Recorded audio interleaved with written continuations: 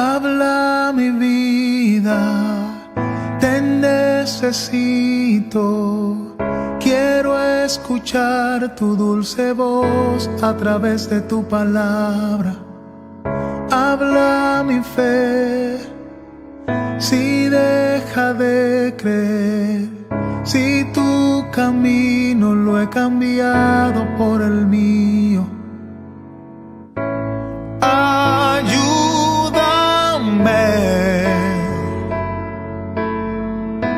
Quiero aprender de ti, que tu palabra me sustente, que tu palabra me alimente. En tu palabra encuentre yo refugio,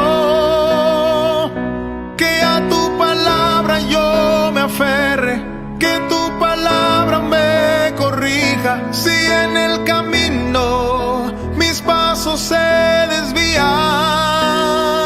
oh.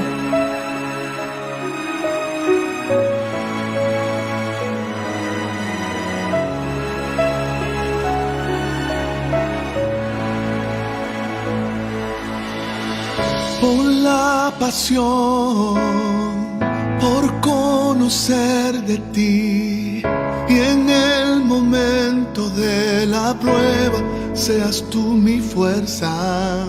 Susténtame en tu palabra y viviré, no quedaré avergonzado. Ayúdame.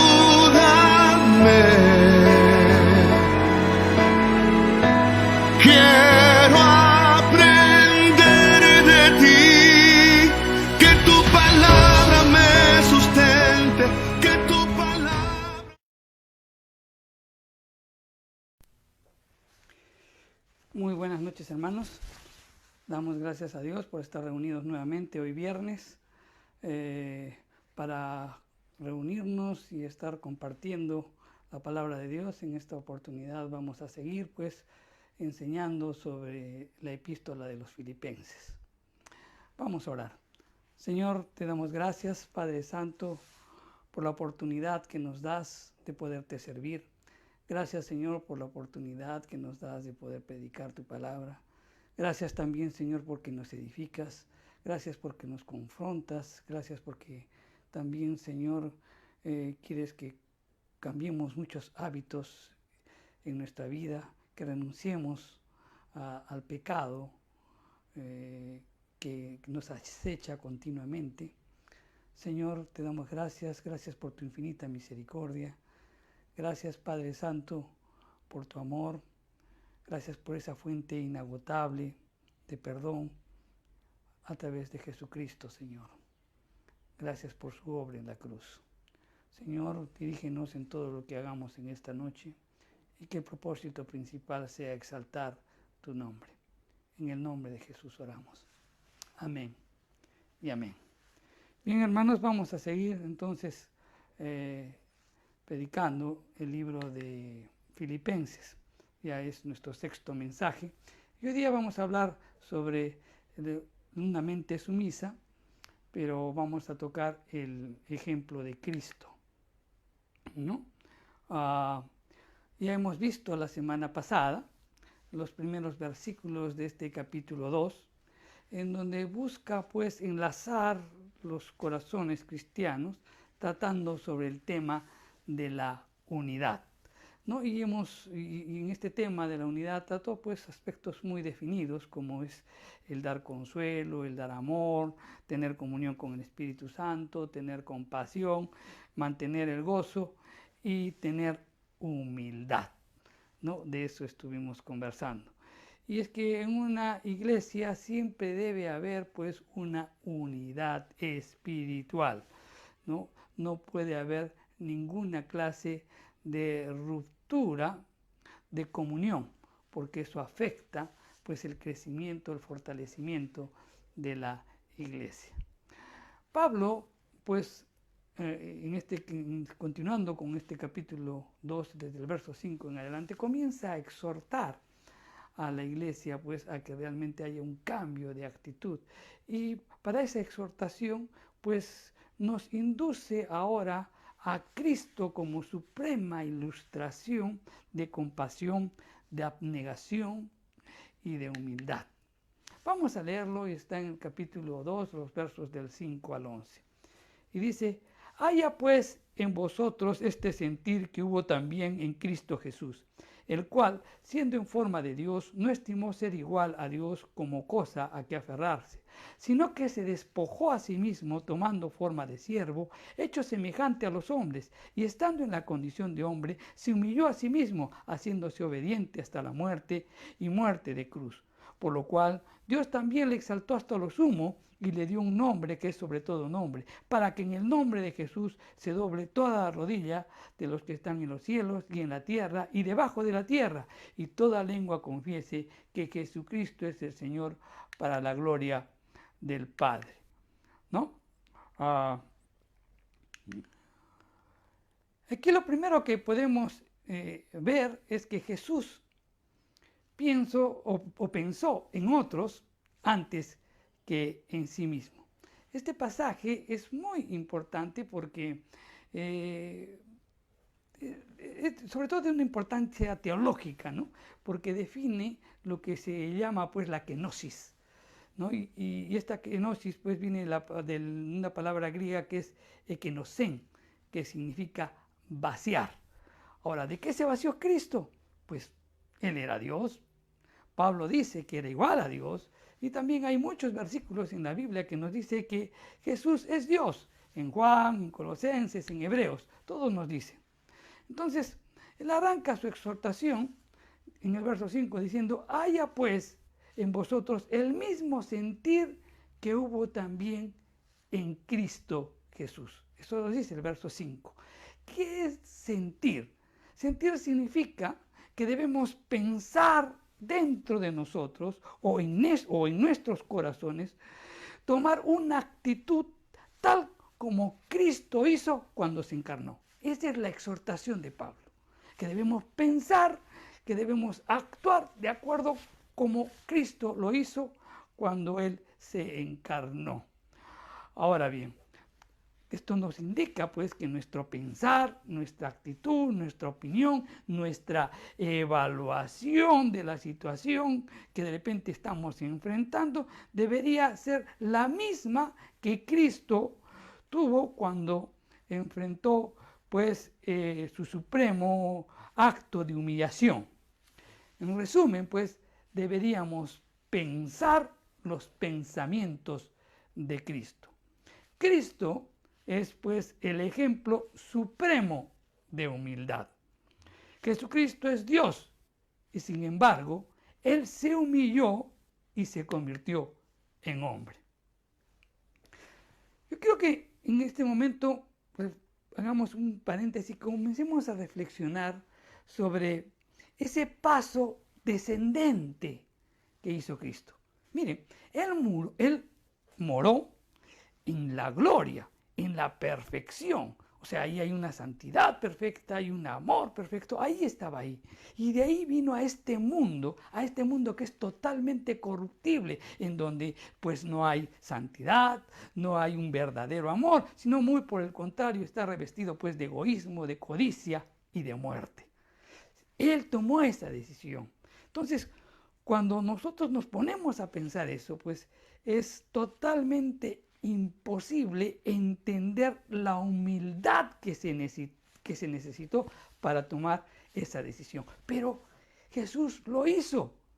Y ese paso de humildad, Pablo nos está exhortando a hacerlo. La misma mente que existió en Jesucristo, que hizo que Cristo dejara todo lo que Él era y tenía, esa misma mente debe estar en nosotros. Muchas veces, por la situación por la que pasamos, o de repente una situación muy difícil, pudiera hacernos sentir tentados a promover nuestros propios intereses, a promover o a defender nuestros propios derechos, o afirmar nuestras virtudes. Pero debemos recordar siempre que Cristo, pues a pesar de los atributos divinos que tenía, a pesar de la gloria eterna que tenía y de ser afirmado en su adoración y obediencia, pues Él voluntariamente puso a un lado todos sus atributos divinos y se humilló. Eso siempre debemos tomar en cuenta y siempre debemos tenerlo presente. Entonces, eso nos invita a una reflexión. ¿Cuál es la reflexión? Miren, si nosotros no descendemos igual que Cristo, si no nos humillamos igual que Cristo, si no demos ese paso adelante que dio Cristo, de donde nosotros estamos hasta donde está la gente necesitada, las necesidades de ellos nunca serán resueltas. Nunca serán resueltas. La mayor parte de cristianos no llevan todo lo que son, ni tienen, ni descienden a donde realmente están los necesitados. Jesucristo fue el centro, Jesucristo fijó su mente en el centro de atención hacia las demás personas, ¿no? En su mente estaba, pues, el humillarse a sí mismo. Todo lo que era, todo lo que él tenía, pues lo dejó a un lado y descendió a donde estábamos nosotros. Y él satisfizo, pues, las necesidades de todos nosotros. Pues esto nos debe invitar a reflexionar, nos tiene que invitar a tomar esa actitud, a descender, a buscar. ¿Cuántos pueden haber que están cayendo en el campo de la drogadicción, en el campo de la ludopatía, en cuanto a la pornografía? Están cayendo. Y nosotros, pues, si no descendemos a ayudarlos, las necesidades de ellos no podrán ser satisfechos. Porque ellos lo que necesitan es libertad, y esa libertad solo Cristo lo puede dar. Pero para esto necesita esos instrumentos que tomen el ejemplo de Él, de descender hacia las necesidades de los demás. Tomemos entonces la mente de Cristo y dejemos que fluya en nosotros. Dejemos que la mentalidad de la humildad y la sumisión atraviese nuestra mente. Jesucristo es Dios. Él tuvo la gloria y la alabanza del cielo con el Padre y el Espíritu Santo. Pero el verso 6 declara un hecho maravilloso. ¿Y qué dice? El cual, siendo en forma de Dios, no estimó ser igual a Dios como cosa a que aferrarse. O sea, antes de que se hiciera hombre, Él tenía la forma de Dios, o sea, su manifestación externa, su real esencia, su ser. Él lo tenía y no quiso ser, lo hizo a un lado. Cristo en su encarnación no le inquietó, reteniendo pues la manifestación exterior de su divinidad que poseía antes de su nacimiento. Él se encarnó. Cuando se hizo hombre, Cristo se despojó de sí mismo, de toda la apariencia externa de la deidad, mientras retenía los atributos que le pertenecen y se hizo hombre. Cristo, Él no pensó en sí mismo, sino Él pensó en otros. Su actitud era una de interés genuino por los otros. Estaba totalmente libre de egoísmo. Entonces, ese sentir, o sea, la mente de Cristo, pues lo podríamos resumir que sería una actitud que dice: no puedo retener los privilegios para mí mismo, los debo usar en bien de otros. Y con el fin de hacerlo, gozosamente los haré a un lado y pagaré el precio que sea necesario. Esa es la mentalidad que debemos tener. Vamos a repetirlo.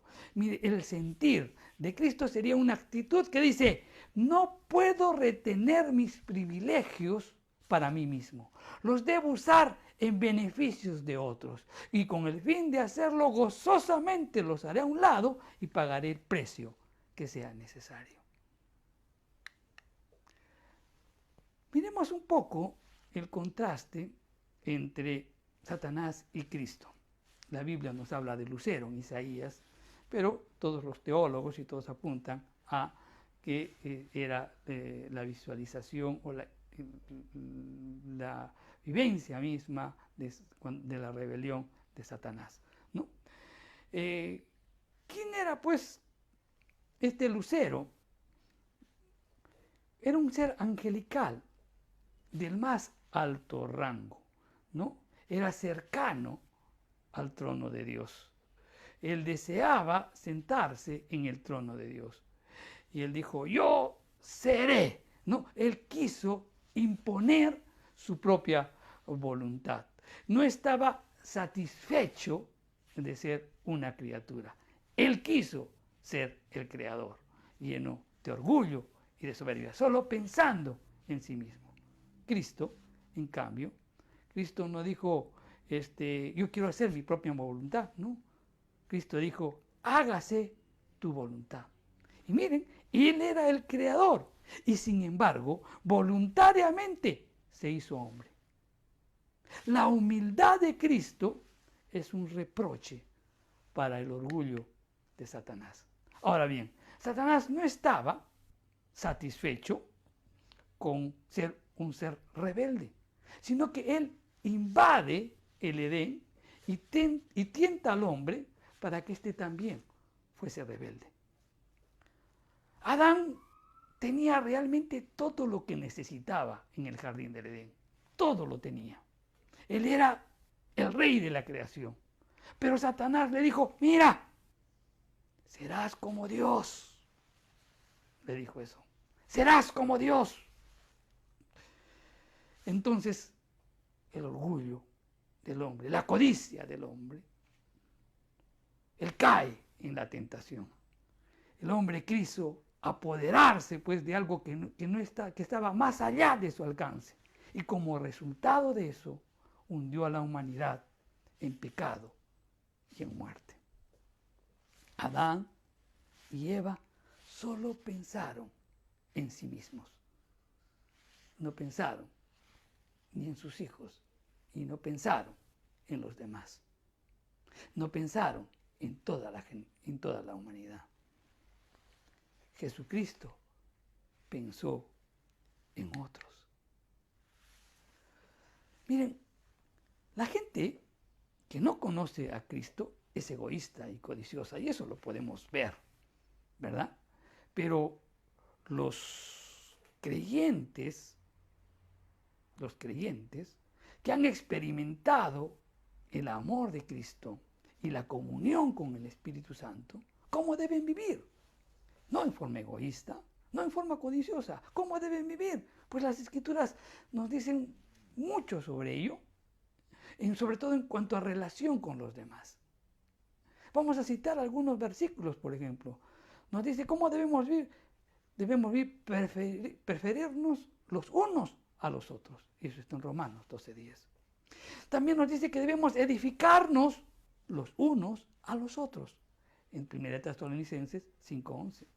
También nos dice que debemos llevar unos las cargas de otros. Y eso está en Gálatas 6:2. También nos dice que no juzguemos los unos a los otros. Y eso está en Romanos 14:13. Y también nos dice que debemos amonestarnos los unos con los otros. En Romanos 15:14. Entonces, la palabra clave aquí es otros. Y el que tiene una mente sumisa piensa primero en los otros. Y eso es lo que tenemos que aprender. Poner a los demás por encima de uno. Tremenda enseñanza que nos da nuestro Señor al tomar la decisión de hacerse hombre. Jesús sirvió a otros. En el verso 7 y 8 nos dice, sino que se despojó a sí mismo, tomando la forma de siervo, hecho semejante a los hombres, y estando en la condición de hombre, se humilló a sí mismo, haciéndose obediente hasta la muerte, y una muerte de cruz. Cristo pensó en los otros y se hizo siervo. En estos versículos, pues Pablo nos traza los pasos de la humillación de Cristo. Entonces la humildad de Cristo implicó, en primer lugar, se anonadó a sí mismo. ¿Qué es esto? Miren, pensemos la gloria que tenía Jesús, nuestro Señor, en los cielos, antes de que el mundo fuese. Y cómo Él se vació a sí mismo. Pues despojarse, eso es vaciarse, se vació a sí mismo. Y Él apareció entre los hombres para hacer ¿qué cosa? Menospreciado y rechazado. Para ser ese varón de dolores experimentado en quebranto. Eso es lo que nos está indicando. En eso consiste la humillación. Segundo, Él tomó la forma de siervo. El creador de los confines de la tierra, a quien los ángeles se complacían pues en servir y adorar, que era de la forma de Dios, toma ahora la forma de siervo para traer bendición al mundo. Fue hecho semejante a los hombres.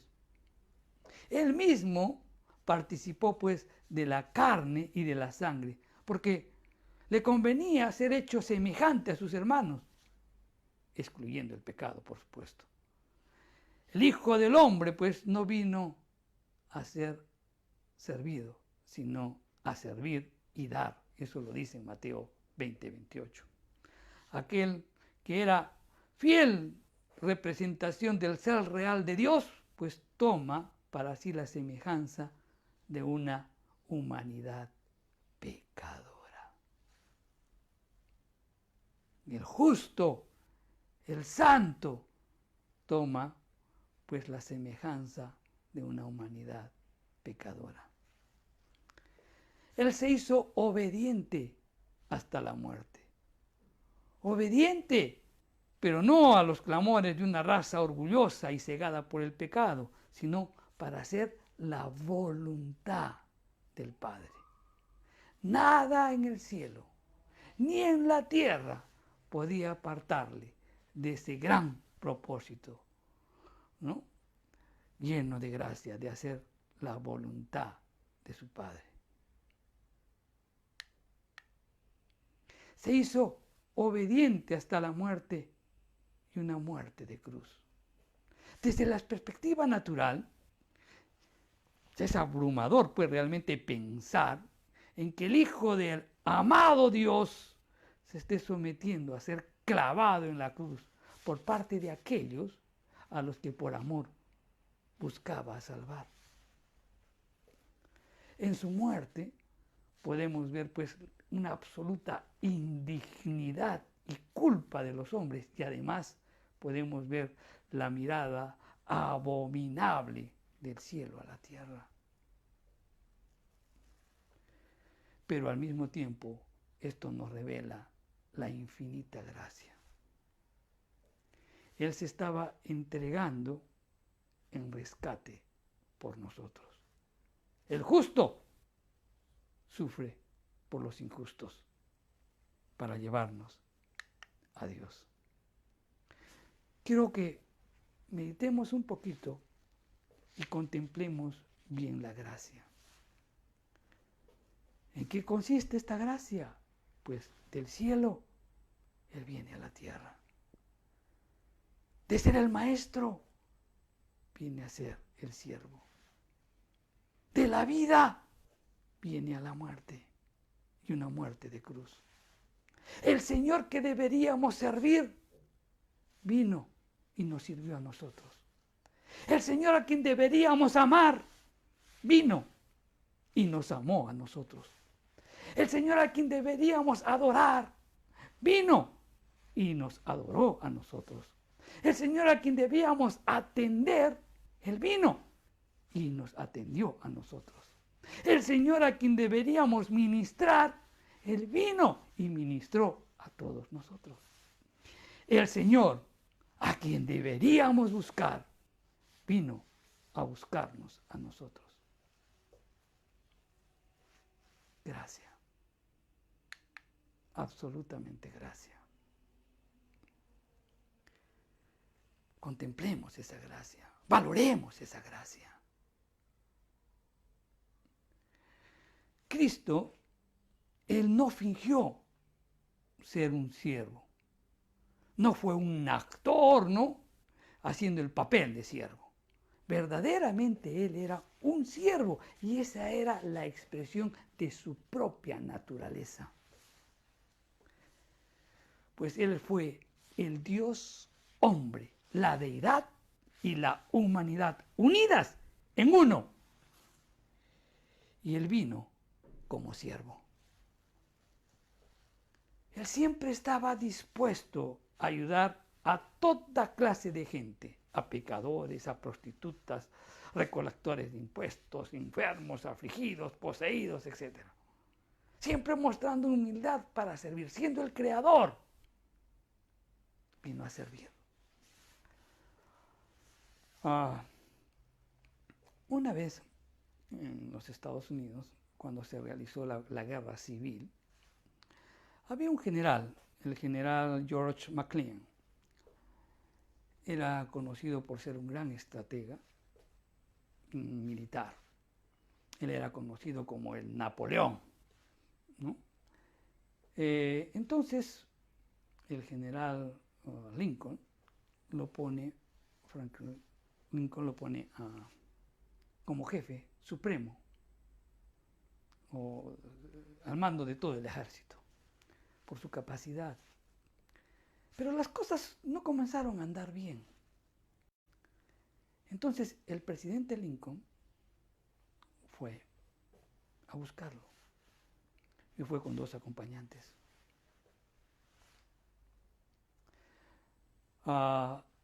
Y cuando lo fueron a buscar, él se encontraba en un matrimonio. Entonces el presidente con sus 2 hombres lo estaban esperando. Lo esperaron por 2 horas. Y después llegó este general. Llegó y lejos de darle la investidura, de saludarlo, porque se trataba del presidente que lo venía a buscar, pues los dejó esperando en la sala y se subió al 2º piso. Pasó media hora, entonces el presidente llamó a uno de sus siervos y le dice, oye, pásale la voz, que lo estoy esperando. Entonces baja el criado y le dice, pues que el general McClellan se había echado a dormir. Entonces los 2 hombres que lo acompañaban al presidente después se abrumaron. El presidente dijo, vámonos. Y se fue. Y cuando llegó a casa, pues les dijo a ellos, no es momento pues de reprender, no es momento de revisar procedimientos o comportamientos, no es momento de eso. ¿Saben? Él dice, yo gustosamente hubiera cuidado el caballo del general McClellan con tal de que él me asegure la victoria. Ese pensamiento, esa humildad del presidente Lincoln lo hizo un gran hombre y un gran presidente. Esa es la mente sumisa en acción. El servicio es la segunda característica de una mente sumisa. El servicio en favor de otros. Jesús se sacrificó. En el verso 8 dice, haciéndose obediente hasta la muerte y una muerte de cruz. Mucha gente está dispuesta a servir a otros, pero si esto no implica costo alguno. Pero si hay un precio que pagar, repentinamente se les pierde las ganas de ir, pierden el interés de ir. Muchas veces nos ha pasado eso, y no solo en esta iglesia, en todas las iglesias sucede lo mismo. Mira, a veces nos olvidamos que Cristo se hizo obediente hasta la muerte, y una muerte de cruz. Su muerte no fue la de un mártir, sino fue la muerte de un Salvador. ¿Sabes? Un ministerio que no cuesta nada, no logra nada. Y por otra parte, no hay bendición sin sufrimiento. Siempre va a estar acompañado. Hay que esforzarse, hay que pagar un precio. La persona que tiene una mente sumisa no trata de evadir el sacrificio, porque él vive para la gloria de Dios y ayuda a otros. Y sobre todo que está continuamente dispuesto a hacerlo, sin quejas ni murmuraciones. El sacrificio, mi querido hermano, y el servicio siempre van juntos. Siempre. Si tú quieres un verdadero ministerio cristiano, pues te vas a dar cuenta que el sacrificio y el servicio siempre van juntos. Algo tienes que sacrificar. Tienes que sacrificar tu tiempo, tienes que sacrificar tu dinero, tienes que sacrificar algo, pero algo tienes que sacrificar para poder servir. Hay muchos que quieren servir en las comodidades de sus hogares, sin sacrificar nada. Pero déjame decirte que podrás hacerlo, pero no lograrás nada. ¿Por qué? Porque el ministerio que no cuesta nada, no logra nada. La prueba de una mente sumisa no es cuánto estamos dispuestos a sufrir, no, sino cuánto estamos dispuestos a dar en términos de sacrificio. ¿Hasta dónde te vas a sacrificar para lograr un buen servicio? ¿Hasta dónde vas a dar? Jesús dijo, hasta la muerte. Voy a alcanzar ese objetivo. Hasta la muerte voy a servir. Porque así glorificaré a mi Padre. Una de las paradojas de la vida cristiana es que entre más sacrificamos, más somos bendecidos. Mientras tú más te sacrifiques, más vas a ser bendecido por Dios. Y esta es la razón por la cual la mente sumisa pues trae gozo. Nos hace más como Cristo. Y eso quiere decir que nosotros compartimos el gozo, pero también compartimos el sufrimiento. ¿Sabes? Cuando el amor es el motivo, el sacrificio nunca es medido ni mencionado. Aquellos que continuamente andan hablando, sí, pero yo estoy haciendo esto y el otro y lo aquello, pero he estado haciendo, el que continuamente está diciendo, hablando, lo que está sacrificando, pues no está movido por el verdadero amor, sino por la vanagloria. Jesús glorificó a Dios. En los versos 9 y 11 nos dice: por lo cual Dios también lo exaltó a lo sumo y le dio un nombre sobre todo nombre, para que en el nombre de Jesús se doble toda rodilla de los cielos, toda rodilla de los que están en los cielos y en la tierra y debajo de la tierra, y toda lengua confiese que Él es el Señor, para la gloria de Dios Padre. El gran propósito de todo lo que hacemos, ¿qué cosa es? Glorificar el nombre de Dios. Muchas veces les he dicho, ¿Cuál es la razón por la que tú trabajas? ¿Cuál es la razón por la que tú te casas? ¿Cuál es la razón por la que haces determinadas cosas?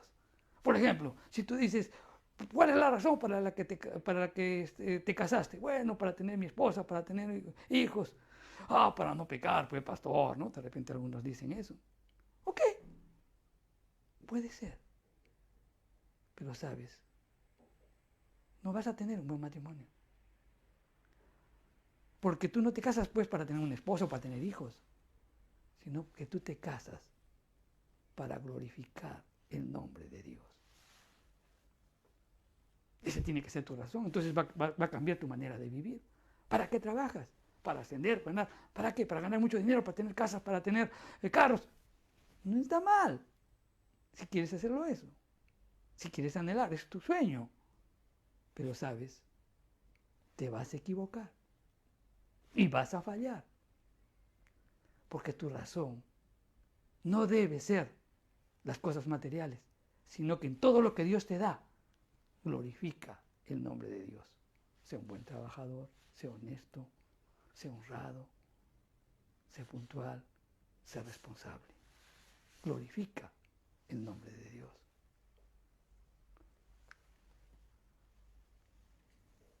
¿Para qué estudias en la universidad? No, que quiero trabajar, quiero alcanzar, quiero hacer una maestría, quiero hacer un PhD. No está mal. Pero no vas a triunfar. No vas a triunfar, no vas a alcanzar el verdadero éxito. Estoy hablando del verdadero éxito. Si es que tú no cambias de mentalidad. Porque tú lo que haces, debes hacerlo para la gloria de Dios. En el verso 3, Pablo nos advierte pues en contra de la vanagloria, y eso lo hemos visto la semana pasada. Entonces, esa clase de rivalidad que pone a un creyente contra otro no es espiritual ni causa satisfacción. Simplemente, ¿qué cosa es? Vana y vacía gloria. Cristo se humilló por nosotros.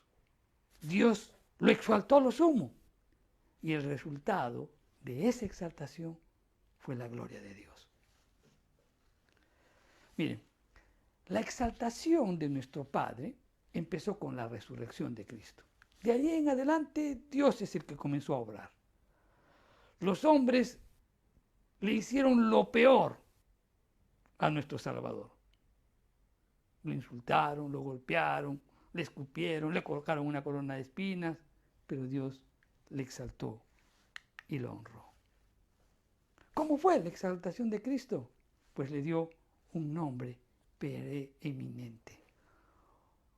El hombre, Cristo Jesús, que vino a ser el varón de dolores, ha sido exaltado por encima de todo nombre que se nombre. Aquel que fue coronado con las espinas de la vergüenza por nosotros, está ahora coronado de gloria y honra como nuestro representante. La exaltación de Cristo también consiste en que le dio una autoridad universal. Aquel pues que ahora lleva sobre sí las marcas de la cruz en sus manos y en sus pies, Él va a sujetar todas las cosas a sí mismo, y no solo en este mundo, sino también en el venidero. La exaltación de Cristo también tiene que ver con una adoración universal. Fue Dios, el Padre, quien envió a su Hijo a buscar y salvar a los perdidos. Y Él recibirá honra y satisfacción cuando todo el mundo confiese que Él es el Señor. Porque Él será Señor tanto de los muertos como de los vivos.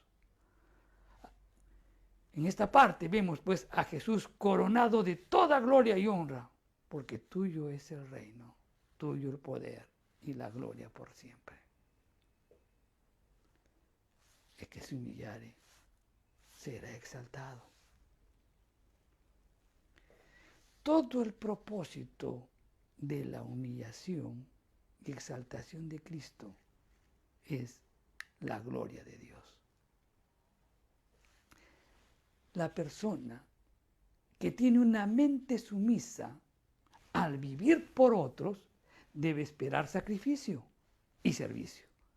Pero al final de todo esto tendrá su recompensa. Humillaos, pues, dice las Escrituras, bajo la poderosa mano de Dios, para que Él los exalte a su tiempo. Cuando vemos la vida de José, José fue vendido por sus hermanos, fue humillado por 13 años. En todo momento buscaba la dirección de Dios y la mano de Dios estaba con él. Hasta que llegó el momento en que Dios lo exaltó y lo puso como segundo en Egipto. Después vemos también la vida de David. David, quien fue ungido para ser rey, pero tuvo que pasar un largo periodo de persecución y de sacrificio para que a su tiempo fuera el rey de Israel. El gozo de la mente sumisa viene no solamente por ayudar a otros y compartir los sufrimientos de Cristo, sino principalmente por el conocimiento de que estamos glorificando a Dios. Esto es la parte esencial del mensaje. Todo lo que te está pasando en la vida, tú puedes estar pasando momentos muy difíciles. La situación te puede ser muy adversa. Sientes que te estás crucificando, que no puedes más. En tu mente, pues tienes que grabártelo de que es la gran oportunidad que Dios te da, que a través de esta circunstancia puedas glorificar el nombre de Dios. ¿Cómo puedas glorificar? Por la actitud que tú tomes. Jesús se humilló, dejó todo lo que él tenía en los cielos, dejó en un momento toda la gloria de arriba y vino a esta tierra. Y vino como hombre. Dice, ¿para qué? Para servirnos. Y eso es lo que tenemos que hacer. Pues buscar dónde está la necesidad. No encasillarnos en nosotros, sino que haya una vocación de servicio. Va a haber un sacrificio, claro que sí, va a haber un sacrificio. Va a haber un costo, pero sabes, el verdadero cristiano, pues no solamente está en servir, sino en hasta cuánto puedes dar. ¿Hasta cuánto puedes dar? ¿Para qué? Para servir a los demás. ¿Hasta dónde puedes llegar para servir a los demás? Jesús fue hasta la muerte para darnos salvación. ¿Hasta dónde puedes dar de tu tiempo? De las cosas que puedes dejar a un lado para poder servir a los demás. Quiero dejarte en esta noche con eso grabado en tu mente. Si nosotros nos humillamos, Cristo nos va a exaltar. Y de repente no aquí, pero ten la seguridad que arriba sí. Vamos a orar. Señor, te damos gracias por tu palabra, Señor. Gracias porque hoy podemos comprender un poco más sobre la decisión de Cristo, sobre la humillación de Cristo, cómo Él, pues voluntariamente, deja todo. Deja esos atributos divinos, deja esa gloria divina para hacerse hombre, pero conservando los atributos de Dios. Pero vino para servir, no no para ser servido, sino para servir. Hacer la voluntad tuya, servir a los demás hasta la muerte. Y tú lo exaltaste. Señor, pon en nuestros corazones eso, que podamos servir a otras personas, principalmente a los que no te conocen. ¿Para qué? Para que podamos suplir esa necesidad. Y la mayor necesidad que tiene el hombre es la necesidad de salvación. Ir y llevar tu evangelio a esos lugares en donde pues no se llega o que es de difícil acceso. Aquellos lugares en donde nos va a sacar de nuestra comodidad. Señor, pon en nuestros corazones ese deseo de servir. El sacrificio va de la mano con el servicio. Y que el propósito principal, Señor, sea exaltar tu nombre, glorificar tu nombre. Ayúdanos, Señor, a tener esa mente sumisa, que nos llevará a ayudar a otros. Esa mente sumisa que nos llevará a compartir los sufrimientos de Cristo. Y esa mente sumisa que nos dará el conocimiento de que todo lo que hacemos es para la gloria de Dios. Gracias, Señor. En el nombre de Jesús te lo pedimos. Amén y amén. Bien, hermanos, los invito el próximo viernes para seguir con esta exposición de la epístola de Filipenses. Mucho que aprender, mucho que el Señor nos va a hablar. No te olvides también de estar atento a toda nuestra programación de la semana. Los miércoles tenemos nuestros servicios habituales a las 8 de la noche. El jueves tenemos pues enseñanzas sobre Apocalipsis con nuestro pastor Adolfo. El día viernes, con quien habla, estamos viendo Filipenses, y los sábados se reúnen también los jóvenes a las 7 de la noche, y pues los invitamos a sintonizarnos todos los domingos a las 9 de la mañana en nuestro servicio dominical. Que Dios los bendiga, hermanos. Nos vemos. Hasta la próxima.